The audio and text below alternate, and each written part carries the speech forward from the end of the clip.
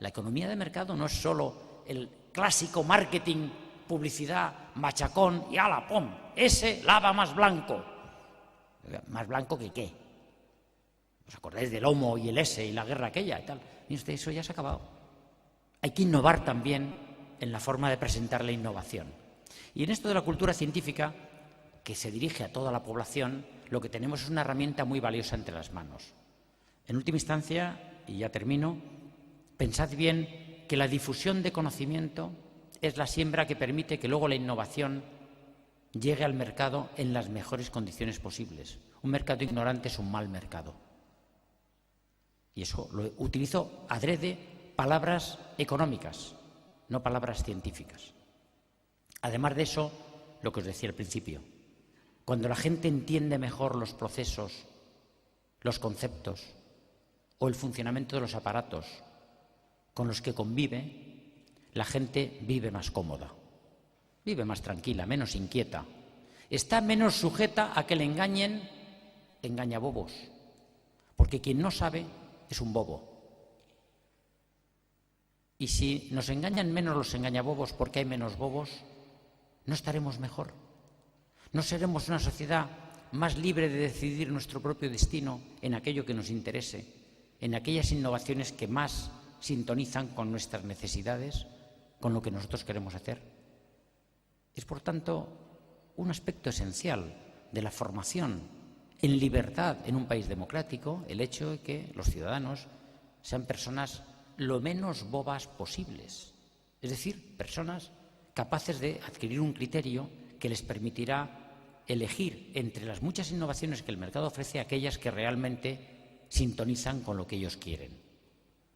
Tener una sociedad más culta, más libre, con más criterio, permite una democracia con mayor nivel, con más calidad. Lo he dicho antes y lo repito ahora, creo que esta es una muy buena norma y las empresas que quieren engañar naturalmente no tienen nada que hacer en esta óptica, pero la inmensa mayoría de las empresas que lo que aportan es de verdad innovación y puestos de trabajo y una calidad económica creciente en un país son las que realmente mayor interés tienen en apostar por este tipo de actitudes. En fin, creo que con esto he dicho algunas de las cosas que quería decir. No me he metido en temas concretos porque son más vuestros que míos, pero sí quería terminar diciendo que este tipo de reuniones en las que muchas personas de ámbitos muy diferentes, pero todas viviendo en el mismo mundo, que todos convivimos en el mismo mundo y tomamos el AVE y vemos pantallas y proyecciones y hablamos por micrófonos, este tipo de reuniones son muy eficaces, porque ponemos reflexiones, datos, sucesos, éxitos, problemas en común y probablemente aprendemos todos de todos. No en la óptica local, como me preguntaba antes un periodista, decía, bueno, pues es que esto va a poner a Aragón en cabeza de no sé qué. Digo, mire usted, esto no es un campeonato de fútbol donde conviene ser el primero para jugar la Copa Europa y no el último porque bajas a segunda. Probablemente aquí lo que importa es la suma. Igual que el cerebro funciona a base de neuronas independientes, pero todas ellas interconectadas.